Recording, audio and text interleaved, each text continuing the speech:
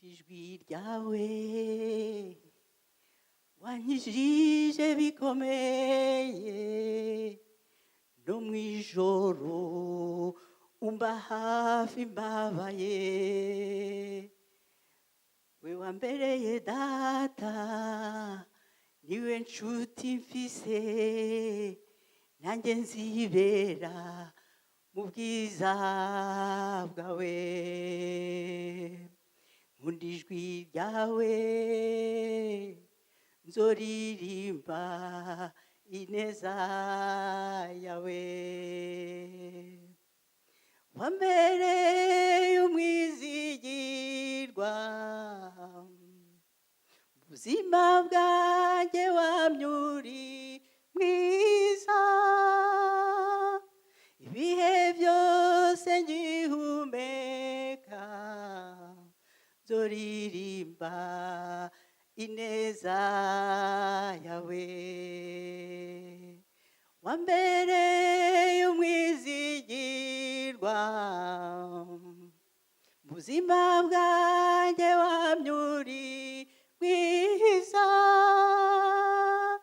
ibihe byose ngihumeka nzoririmba ineza yawe.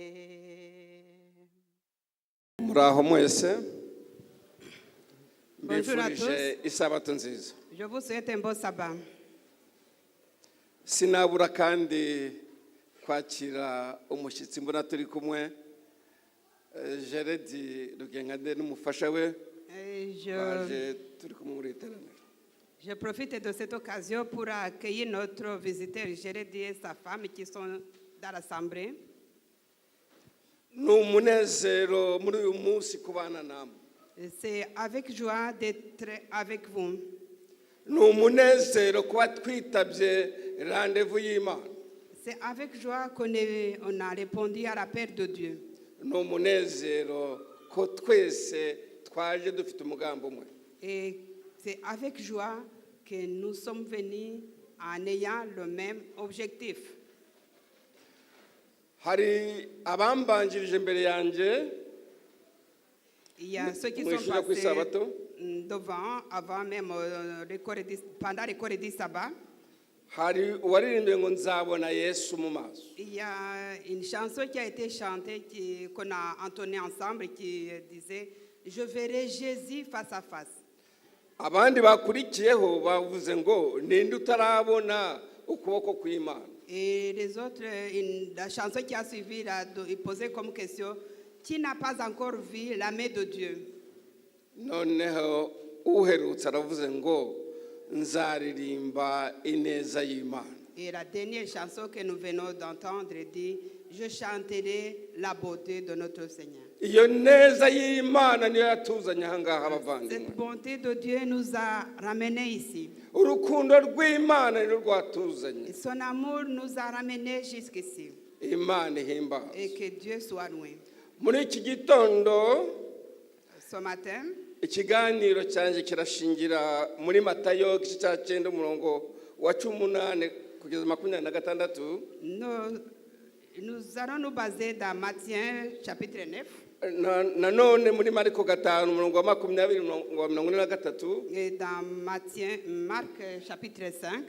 Na Luka 8:40-56. Et nous irons aussi dans le livre de Luc chapitre 4. Ayo masomo abashaka bayandika ariko turayanyuraho twihuta. Et si vous pouvez, vous pourrez noter les leçons citées et pourrez lire à la maison. Umutwe w'amagambo w'ikiganiro tugiye kuganira avuga ngo kumukoraho ufite kwizera. Le titre de ce matin dit le toucher donne la foi. Kumukoraho ufite kwizera. Et le toucher avec foi. Agarutse ku nkombe y'ikiyaga. Agarutse ku nkombe y'ikiyaga ni Yesu ndi kuvuga. Quand Jésus est revenu à la proximité du lac, ku burengerazuba uvuye i Gerasa. et venait de la ville de Gerasa. Gerasa hariya ni muri Jorodaniya. Et dans la ville de Gerasa se trouve en Jordanie. Yesu yasanze imbaga y'abantu bari bamutegereje. Et Jésus a trouvé une grande foule qui l'attendait. Yari yakoranijwe no kumwakira no kumva ibyo ari bubabwire. Et tout ce monde qui l'attendait voulait l'entendre et surtout le voir. Bamuramukije banezerewe Et cyane. quand Jésus est arrivé, tout le monde était content. Yamaze umwanya aho kuri iyo nkengero Et il a passé assez de temps au bord du lac. yigisha kandi akiza. Et il prêchait et guérissait les malades. Yakizaga abarwayi bari barembye. Et il y avait beaucoup de patients qu'il a guéris qui venaient en état vraiment. Hanyuma yaho yaje kujya kwa Lewi Matayo. Et quand après tout ça, il est allé chez Lévi. Aho yagombaga gusangira n'abakoresha. Et là, il devait partager le repas. Aho niho umutware w'urusengero w'abayuda witwa Yayiro yaje kumusanga. Et c'est à ce moment-là qu'il se rendait à ce repas qui était préparé pour lui, que le chef du temple qui s'appelait Jaël est Muri Matayo arrivé. 9:18 On est dans Matthieu 9, verset 18. akibabwira amagambo haza umutware aramupfukamira aramubwira ati umukobwa wanjye amaze gupfa ariko ngwino umurambi w'ikiganza cyawe arahembuka. Le verset a été projeté, c'était Matthieu 9, verset 18. Uyu mutware yaje afite kwizera gukomeye. Ce chef, Jalus, est venu en ayant une foi en lui. Nabwiye ko yari umutware wari ufite abagaragu yashoboraga gutuma. C'était le chef de l'armée, il avait aussi des gens qu'il pouvait déléguer. Yashobora kohereza umuntu ati genda undebere Yesu umubwire ikibazo mfite. Il pouvait demander à un de ses serviteurs, lui demander d'aller chercher Jésus à sa place. Ariko yabihaye agaciro arihagurukira we ajyayo ubwe bwite ajya kureba Yesu. Mais le problème ici le concernait beaucoup qu'il est allé voir Jésus lui-même. Ni ukuvuga ngo agihaguruka yabanje kugira kwizera abavandimwe. Même avant de se lever, de quitter sa maison, il avait déjà la foi. Yizeraga ko uwo agiye kureba aramuha igisubizo ashaka. Il avait une espérance que la personne pour qui il va voir, il va donner une réponse favorable. Mfite ikibazo mbabaza muri iki gitondo. Et une question que je vous pose ce matin. Mbese ko mwaje aha ngaha mwiringiye gufashwa na Yesu? Votre présence ici, vous avez vraiment l'espérance d'avoir de l'aide en Jésus-Christ. Waje ufite ibyiringiro yuko Yesu arakugirira akamaro. Et en venant ici, tu étais vraiment avec une espérance que Jésus peut tout faire pour toi. Aho ntabwo waje uhuruye gusa nguko abantu bahuraga baje kureba Yesu nta gahunda bafite. Est-ce que tu n'es pas venu tout en suivant la foule sans aucun objectif?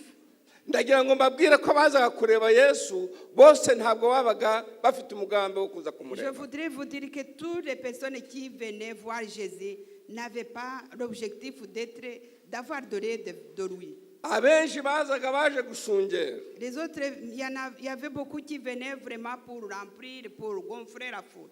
Ariko hari abandi bazaga bafite umugambi Yeah, kandi yeah. bizeye ko bari bubone icyo bashaka. Mais il y avait ceux qui venaient voir Jésus en ayant une espérance d'avoir de l'aide, d'avoir son aide. Uyu mukuru w'abayuda yasanze Yesu ababaye cyane. Ce chef de l'armée est venu vers Jésus, il était triste.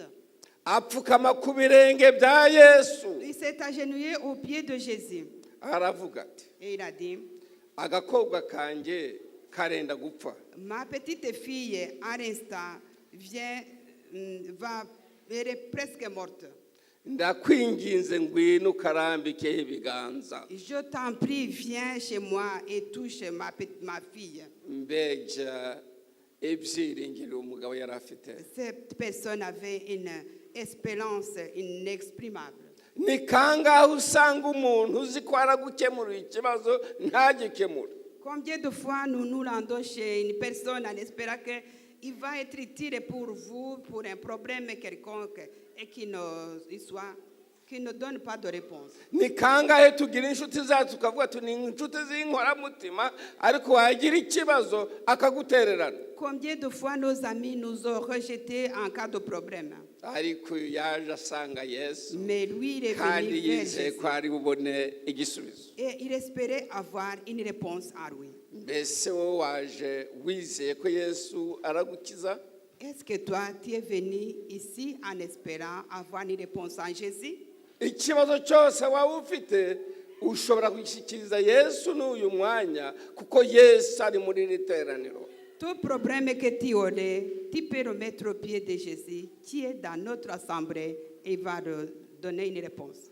Yesu ateranye natwe muri iki gitondo Jésus est avec nous dans cette assemblée. kandi yaje afite ugukiza nk'uko yakizaga ba kera no gutabara abarushya n'abaremerewe. Il est toujours là, comme il était avant, il guérissait et il donnait de l'aide. Ikituremerera muri twe ni uko tugenda dufite gushidikanya. Et ce qui est difficile et lourd pour nous, c'est qu'on va voir Jésus en ayant cette confusion, ce doute. Wajya kwa Yesu ukavuga uti ese arabishobora. Et on va voir Jésus en disant, est-ce qu'il saura résoudre mon problème? Cyangwa se ukagenda ufite n'izindi ntekerezo uvuga uti aho mbere yo kujya kwa Yesu ndabanza kunyura hariya ku umupfumu noneho nibimunanira mbone kujya kwa Yesu. Ou bien des fois, on va voir Jésus comme dernier recours après avoir épuisé tous les autres secours que nous avons à notre disposition. Torero ry'Imana dukwiriye kwitonda. L'Église de Dieu doit être prudente. Niba uri kwa Yesu ba kwa Yesu. Même si tu es en Jésus, sois en Jésus. Niba uri hanze guma hanze. Et si tu n'es pas dans Jésus, reste dehors. Ariko Yesu aratubwira ngo nimuze abarushya n'abaremerewe nimunsange nagenza nte. Jésus nous donne un appel. Venez, vous tous qui sont fatigués de leur fardeau. Je suis prêt à vous soulager. Yesu yahise afata inzira ajya kuri uwo muyobozi. Jésus a pris le chemin et se dirigeait vers la maison de Jérusalem. Nubwo abigishwa be bari barabonye byinshi, Ses disciples avaient déjà vu beaucoup de choses que Jésus a fait. mu bikorwa by'impuhwe Yesu yakoraga, Dans tous les œuvres de beauté que Jésus faisait, batangajwe n'ukuntu ahise yemerera uwo mutware ngo bajyane. ils étaient étonnés de voir comment il a répondu à ce Jairus de l'accompagner chez lui. Bibiliya itubwira yuko uyu mugabo yari umwibone. Et la Bible nous dit que ce chef de l'armée Jairus, c'était quelqu'un qui est orgueilleux. Ahari niyo mpamvu n'abigishwa bagize gushidikanya baravuga ati ariko se Yesu ariko nawe rwose Yesu na kuki agiye kuri uriya muntu. Alors c'est peut-être pour ça que les disciples se sont posé la question, pourquoi en un coup Jésus dit allez on y va. Ariko Yesu yari yarebye mu mutima wa Yayiro. Mais Jésus avait déjà d'abord vu le cœur de Jairus. Yari yamaze kumenya ko Yayiro yafashe icyemezo cyo kwizera ko Yesu amugirira akamaro. Parce que Jairus avait déjà pris la décision d'avoir la foi en Jésus-Christ. Urugo rw'uwo mutware ntabwo rwari kure aho bari bari. La maison de Jairus n'était pas loin. Nyamara Yesu nabo bari kumwe. Mais Jésus, avec tous ceux qui l'accompagnaient, ntabwo bahise bagenda. ils ne sont pas vite arrivés chez lui. Uko yagendaga ageze mu nzira yahuraga n'ufite ibibazo akabimutuka. Sur le chemin, il y avait du monde qui attendait Jésus. Et quand il les voyait, il les guérissait, il résolvait les problèmes qu'il voyait sur le chemin. Nyamara ndagira ngo mbabwire ngaho tekereza ari wowe wagiye kureba umuntu ngo agiye gukiriza umuntu ukabona kugenda ari kuzarira. Imaginez-vous, alors mettez-vous à votre place. Vous allez chercher et vous voulez avoir du secours pour lui et il va doucement pour arriver chez vous avec en utilisant beaucoup de temps. Il va doucement. uyu mugabo yaravuze ati rwose Yesu yabibwiraga mu mutima ati ko Yesu rwose waje tukagenda kakana kanjye kagiye gupfa ndasanga kavuye mu mwuka. So Jésus disait à lui-même en disant mais il met plus de temps. Je pense que en mettant plus de temps ma fille va mourir.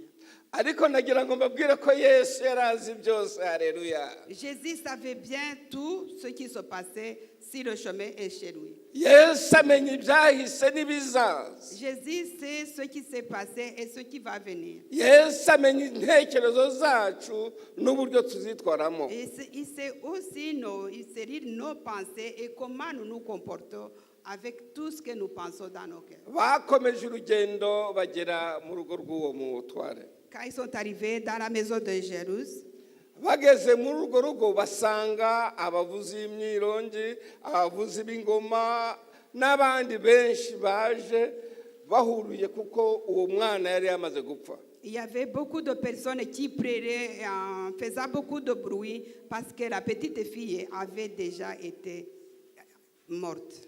Akiri mu nzira hanyuma haza umugaragu wa mugabo kuza kureba uwo mugabo ngo abwire Yesu ye kwirirwa aza. Pendant qu'ils étaient en route vers la maison de Jérusalem, un de ses serviteurs est venu voir le chef. Il a dit, ne fatigue pas le maître parce que la fille est déjà morte. Databuja abwira Yesu ye kwirirwa aza kuko umwana byarangiye. Il a insisté, il a dit, ne fatigue pas le maître parce que la fille est déjà morte. Nyamara Yesu ibyo byose batekerezaga yarabyumvaga. Ibyo byose batekerezaga bagaragu babwiye Yayiro, Yesu yari yabyumvise yamaze kumenya ikibazo. Jésus savait bien tout ce que tous ses serviteurs disaient à leur maître parce qu'il savait ce qui s'est passé déjà dans la maison de Jérusalem. Muri urwo rugo harimo abantu benshi. Dans la maison du maître Jérusalem, il y avait beaucoup de monde. Namwe muzi yuko iyo umuntu agize ibyago haboneka abantu benshi baje kumureba no kumuhumuriza. Comme d'habitude, quand il y a quelqu'un qui est décédé, la maison ou le foyer est rempli de personnes qui viennent pour vous encourager. Ariko hariya aho barafite n'akamenyero ko iyo umuntu yapfaga bavuzaga ingoma, abandi bakavuza imyironge, abandi bakaza bakabyina, mbese habaga hari abantu benshi cyane. Dans l'écriture, quand il y avait quelqu'un qui mourait, il y avait des danseurs, il y avait des chanteurs, il y avait beaucoup de personnes qui faisaient du bruit pour montrer qu'il y a quelqu'un qui est mort. Nuko Yesu akihagera, quand Jésus est arrivé, abantu baramuseka. Et ils se sont moqués de lui. Batangira kumuseka batase uyu muntu aje gukora iki. Ils se sont moqués de lui en disant qu'est-ce qu'il vient faire encore? Icyari bukore ni iki ko umwana yamaze gupfa. Qu'est-ce qu'il va faire encore alors que la petite fille est déjà morte? Nuko Yesu arabitegereza. Et Jésus les a observés. Nuko arabwira ati abari mu nzu mwese nimuvemo. Il a demandé à tous ceux qui étaient à l'intérieur de la maison de sortir. Nimuvemo hasigare gusa nyina w'umwana na se w'umwana. Et sortez tous et laissez seulement les parents de l'enfant. Maze Yesu ngo yinjirana n'abagabo batatu. Et Jésus est entré avec 3 hommes. Yinjiranye na Petero. Il est entré avec Pierre, na Yakobo na Yohana. Jacques et Jean. Nuko Yesu afata umurambo wari uri, nuko awubwira mu magambo ababyeyi b'uwo mwana bakundaga kuvuga. Et Jésus a pris la main de la petite fille et il a parlé dans les belles paroles que les parents aimaient bien dire à cet enfant. Maze aramubwira ati gakobwa gatoya haguruka byuka. Il a dit petite fille, lève-toi. Maze mu kanya bagiye babona amaso ararambutse. Et en un instant, la fille a ouvert les yeux. Nuko umwana areba ahuza amaso n'ababyeyi. Et l'enfant a regardé ses parents. Maze ababyeyi be batangira kurira. Et les parents ont commencé à pleurer. nyamara amarira bariraga ntabwo yari amarira y'akababaro, ahubwo yari amarira y'ibyishimo ko bongeye kubona umwana wabo ari Et les muzima. larmes qu'ils ont pleuré, des larmes de joie, parce qu'ils ont revu leur fille déjà vivante. Bavandimwe, frères et imana yacu ni nziza Frères kandi et sœurs, irakomeye. notre Dieu est bon. Iyi mana tuvuga muri iki gitondo ni imana ikomeye. Le Dieu dont nous parlons aujourd'hui, c'est un Dieu puissant. Ibibazo byose waba ufite bizane kuri Yesu, byose birashira. Tout problème que tu peux avoir, apporte-le à Jésus, il va les résoudre. Birashoboka yuko waba ufite indwara zananiwe gukira. Peut-être que tu as une maladie qui est vraiment incurable. Birashoboka ko waba ufite ibibazo bitari bimwe byananiwe kubonera igisubizo. Peut-être que tu as des problèmes pour lesquels tu ne trouves pas de solution.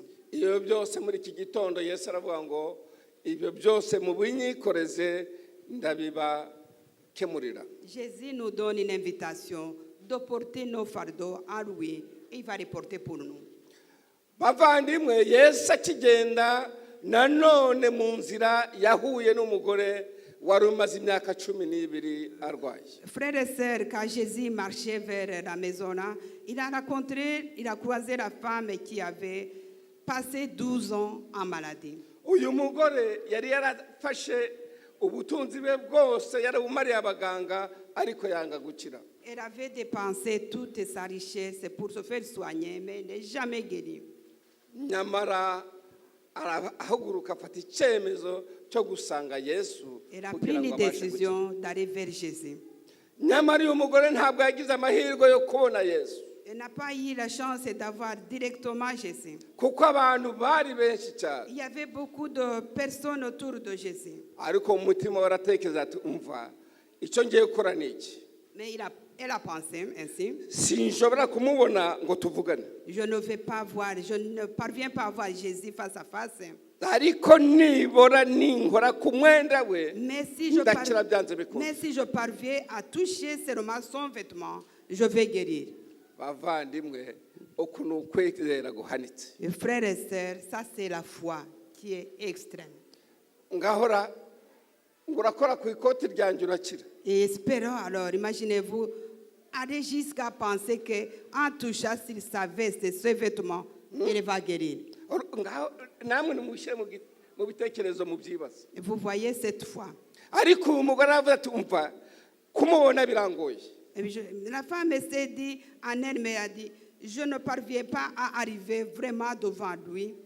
Ariko nimbasha gukora ku mwenda we byanze bikunze ndakira. Elle s'est donné l'objectif seulement de toucher son vêtement. Imana yacu ni nziza kandi ni nyarukundo. Notre Dieu est beau et il adore l'amour. Yesu yari yamaze kumenya ibyo uyu mugore ashaka. Jésus avait déjà remarqué dans ses pensées la volonté de la dame qui était dans la foule. Nuko agerageza gutambutsa akaboko mu bantu benshi maze akora ku mwenda wa Yesu. Imaginez-vous la femme qui était dans la foule avec cette volonté. Elle a essayé de bousculer tout le monde jusqu'à toucher Jésus. Maze agiye kumva yumva muri we agize imbaraga zitangaje uburwayi burakize. En un instant, la femme s'est sentie guérie. Mbega umunezero Et quelle joie. Ariko Yesu yumva hari umukozi. Mais Jésus a senti quelque chose en lui. Mwabantu mwe hari umuntu unkoze. Mais alors il s'est tourné vers la foule et a dit, il y a quelqu'un qui vient de me toucher. Nuko abigishwa be baramuseka, Yesu urabona abantu ko bangana ubwo se ntashobora no kubyiga gukora atabishaka. Alors les disciples se sont mis à se moquer. Voyez Jésus, il y a tant de monde ici autour de vous. Comment douter qu'il y a quelqu'un qui vous touche? Bavandimwe, icyo Yesu yavugaga cyari gifite ishingiro. Ce que Jésus avait un fondement. Kuko Disait, ça avait un fondement. yamukozeho afite umugambi. Mais parce que cette dame, la femme qui était malade depuis longtemps, en touchant Jésus, elle avait un objectif. Kandi Yesu yarabibonaga ko uyu muntu yaje afite umugambi wo kumukora. Et Jésus avait déjà vu bien avant qu'il y a quelqu'un qui a l'objectif de toucher. de le toucher.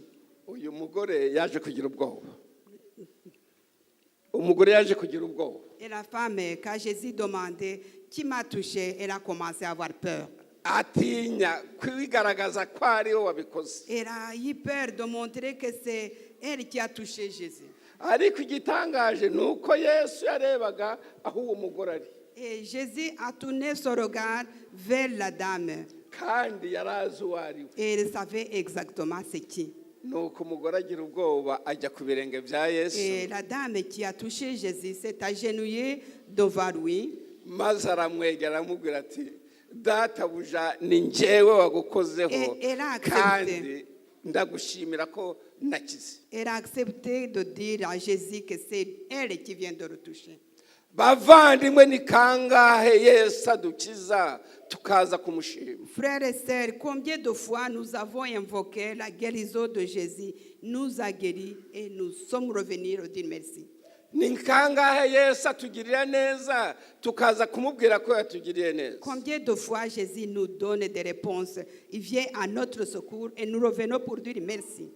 Ntabwo duheruka cyagiye tuba turi mu masengesho amapataro yacu amavi yarakubye maze twamara kubona igisubizo tukigendera ng'abatagize icyo tubona. Nos souvenirs se limitent seulement quand on était à genoux en demandant de l'aide de Dieu. Uyu mugore ashobora kwigendera amaze gukira akagenda atareba inyuma. La dame qui a été guérie, elle pouvait directement partir sans que personne ne la voie. Ariko muri we yumvaga agomba gushimira uwamukije kandi wamugiriye neza. Mais en elle, elle a senti le besoin de dire merci. Muri iki gitondo nagira ngo twige gushima no gushimira watugiriye neza. Ce matin, je voudrais vous inviter à apprendre ou à expérimenter le fait de dire merci. Kuko Imana ihora inezezwa niyo tuje duciye bugufi tuyishimira ibyo yadukoreye. Dieu se réjouit quand nous revenons à ses pieds en s'humiliant pour dire merci de tout ce qu'il a fait dans nos vies. Muri iri terano hari uwambwira ko atigeze abona ukuboko kw'Imana. Est-ce qu'il y a quelqu'un qui peut dire qu'il n'a jamais vu la main de Dieu dans sa vie? Muri iri terano hari uwambwira ko Imana itigeze imugirira neza. Est-ce qu'il y a quelqu'un qui peut dire que Dieu n'est jamais venu à son secours? None se ni kangahe tuza kuyishimira? Et combien de fois nous revenons à ses pieds pour dire merci? Muri iki gitondo nagira ngo mbararikire kuzana imitwaro yacu kuri Yesu. Je vous invite à porter nos fardeaux à Jésus-Christ. Ndagira kandi ngo tugire n'igihe cyo kujya dushimira Imana ibyo yadukoreye. Et prenons le temps de remercier Dieu de tout ce qu'il a fait dans nos vies. Maze mureke twicare dusabe Imana imbabazi ibyaha byose twaba twarakoze kugira ngo tubashe kubabarirwa nayo. Nous prenons aussi le temps de demander aussi pardon de nos péchés. Ndasaba Imana ihoraho Et je demande à Dieu le Tout-Puissant ngibahe umwuka wera wo kubasha kumenya amakosa yacu. et en fait qu'il nous donne le Saint-Esprit qui nous explique nos péchés. Maze tubashe gusabana n'Imana yacu. En fait que nous puissions améliorer notre relation avec Dieu. Bidatinze ubwo igiye kuzagaruka En fait que quand Jésus va revenir, il va nous prendre. Imana itanga amahoro Que Dieu qui donne la paix ibane na buri wese waje ahangaha. et qu'il donne à toute personne qui est présente ici. Uko niko gusenga kwanjye mbasabira nanjye nisabira mu izina rya Yesu. C'est ma prière au nom de Jésus. Amen. Rien ne passe pas sans me voir. Je suis fatigué de vivre dans le noir. Un seul regard, un seul geste de toi, et toute ma vie changera. Dusenge duhagaze. Uhoraho kandi Imana yacu, Nyagasani, ijambo ryawe rimaze kudukora ku mutima. Ntabwo dushaka gutaha nguko twaje. Ntabwo dushaka kuba uko twari turejo, ahubwo turashaka guhinduka kugira ngo tube abana bawe. Fasha buri wese uri aha ngaha, ufite ingorane zitari zimwe, ufite ibibazo zitari bimwe. nyagasani buri wese ahumurizwe nawe, kandi nyagasani uduhe kugushikamaho, uduhe kukubakaho, bidatinze ubwo ugiye kuzagaruka uzaduha ikamba ritangirika. Yesu mwiza urakoze kukumvisha gusenga kwacu, kuko mbikwatse mu izina rya Yesu, amen.